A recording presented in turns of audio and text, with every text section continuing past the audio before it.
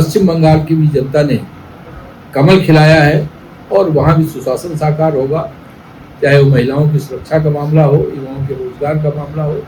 और कलकत्ता एक बहुत बड़ा औद्योगिक केंद्र रहा है भारत का, तो पुनः उसका जो गौरव है वो भारतीय जनता पार्टी के नेतृत्व में वापस आए। इस सब पे भारतीय जनता पार्टी की सरकार काम करेगी। लखनऊ के पूरे देश में खुशी है बंगाल जीतने की, और ये बहुत ज़रूरी भी था, जैसा वहाँ पे बिल्कुल तालिबान बना रखा था ममता बनर्जी ने। निश्चित रूप से उत्तर प्रदेश के यशस्वी मुख्यमंत्री आदरणीय योगी आदित्यनाथ जी देश के में भारतीय जनता पार्टी के बड़े ब्रांड हैं। उनका सुशासन का या कानून व्यवस्था का जो मॉडल है वो पूरे देश में चर्चा का विषय रहता है। बंगाल में पहली बार कमल खिला और उसकी थमक, कमल की चमक उत्तर प्रदेश की राजधानी लखनऊ में भी दिखाई दे रही है। इस वक्त हम खड़े हैं लखनऊ में भारतीय जनता पार्टी के दफ्तर के सामने बिल्कुल, और आप स्क्रीन पर देख सकते हैं कि किस तरह से यहाँ उत्साह का माहौल है। जैसे जैसे नतीजे क्लियर होते गए, भाजपा को बढ़त मिलती गई, वैसे वैसे लखनऊ के दफ्तर में, भारतीय जनता पार्टी के दफ्तर में भी कार्यकर्ताओं का जोश और उन्माद देखने लायक था। पार्टी दफ्तर में हमारे साथ मौजूद हैं कार्यकर्ता। आइए जानते हैं इनसे कि बंगाल में जो जीत हासिल हुई है, जिस तरह से पहली बार कमल खिला है, तो इनकी क्या प्रतिक्रिया, क्या नाम सर आपका?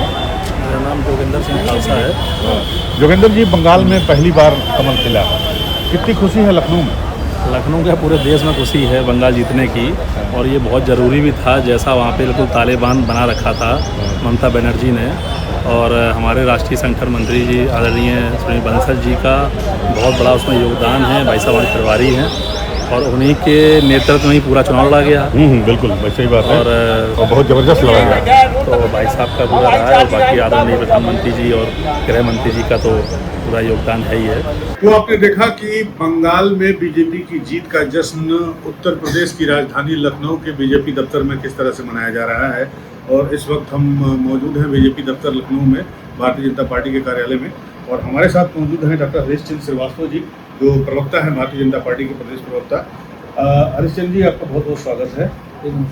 सबसे पहले तो हमें ये बताइए कि बंगाल की जीत को लेकर लखनऊ में इतना उत्साह नजर आ रहा है भारतीय जनता पार्टी कार्यकर्ताओं में। देखिए, जिस तरह से भारतीय जनता पार्टी का यशस्वी नेतृत्व पश्चिम बंगाल में भारतीय जनता पार्टी की सरकार बने और पश्चिम बंगाल टीएमसी की अराजकता से और हिंसा से मुक्त हो, वहाँ सुशासन साकार हो, इसको लेकर जिस तरह से कार्य कर रहा था, और हम सब कार्यकर्ता उत्तर प्रदेश से बहुत सारे कार्यकर्ता इस चुनाव के दौरान वहाँ गए थे और गांव जाके कार्य कर रहे थे।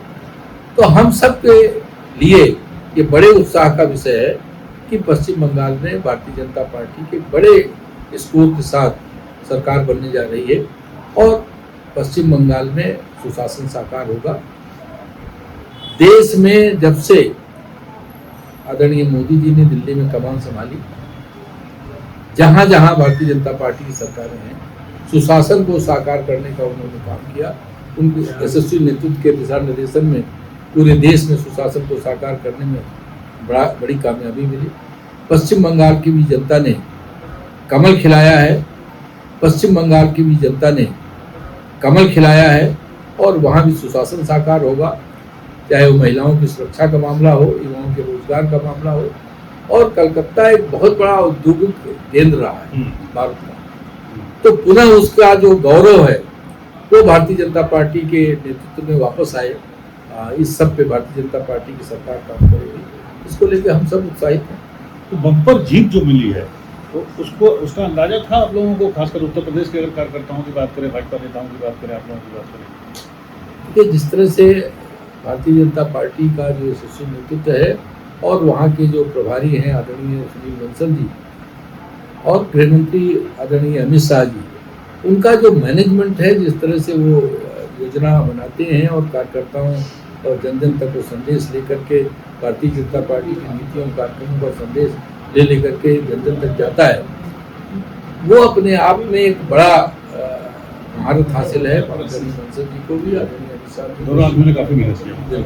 अच्छा, एक आदमी और मेहनत किए, वो है यूपी के योगी आदित्यनाथ जी, हमारे मुख्यमंत्री जो है आप लोगों के भारतीय जनता पार्टी के, तो उनका भी स्ट्राइक रेट काफ़ी अच्छा रहा जहाँ जहाँ वो गए चुनाव प्रचार करने। निश्चित रूप से उत्तर प्रदेश के यशस्वी मुख्यमंत्री आदरणीय योगी आदित्यनाथ जी देश के में भारतीय जनता पार्टी के बड़े ब्रांड हैं। उनका सुशासन का या कानून व्यवस्था का जो मॉडल है वो पूरे देश में चर्चा का विषय रहता है।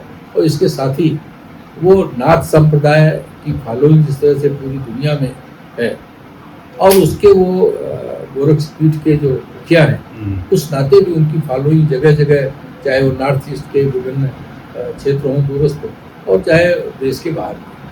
तो उनका एक लीडरशिप को लेकर के जो लोगों में उनके प्रति एक आदर का भाव है, एक उनके प्रति श्रद्धा है संत के नाते भी, और एक उत्तर प्रदेश जैसे बड़े प्रदेश के मुख्यमंत्री के नाते भी लोगों में जो उनकी छवि है वो एक बहुत ही यशस्वी छवि है। और उसका भी उनका भी जो संदेश चुनाव की रही जो उन्होंने संबोधित की जनता जनार्दन से जो उन्होंने संवाद किया उसका भी व्यापक प्रभाव पश्चिम बंगाल की जीत में है। जी, आखिरी सवाल कि अब तो जीत तकरीबन तय है और अब बंगाल में सरकार बनेगी, कमल खिल गया है, तो सब लोगों के मन में उत्सुकता ये होती है कि मुख्यमंत्री कौन है, सुभेंदु चौधरी बनेंगे या कोई और बनेगा या कोई तीसरा आदमी अचानक से आ जाएगा जैसा कि राजस्थान या मध्य प्रदेश में हुआ। आप लोगों का क्या, आप लोगों को भी इसकी उत्सुकता है या इसका कोई आकलन है? देखिए, भारतीय जनता पार्टी एक अनुशासित पार्टी है, कार्यकर्ता बेस्ड पार्टी है और जो हमारा नेतृत्व तय करता है भारतीय जनता पार्टी के एक कार्यकर्ता उसी जो पार्टी का दिशा निर्देश होता है, जो आदेश निर्देश होता है, जो निर्णय होता है, सब उसका पूरे दिल से मन से पूरा समझते हैं। चलिए, हरिश्चंद्र जी आपने हमसे बात की, इतनी लाइन से आपका बहुत बहुत धन्यवाद।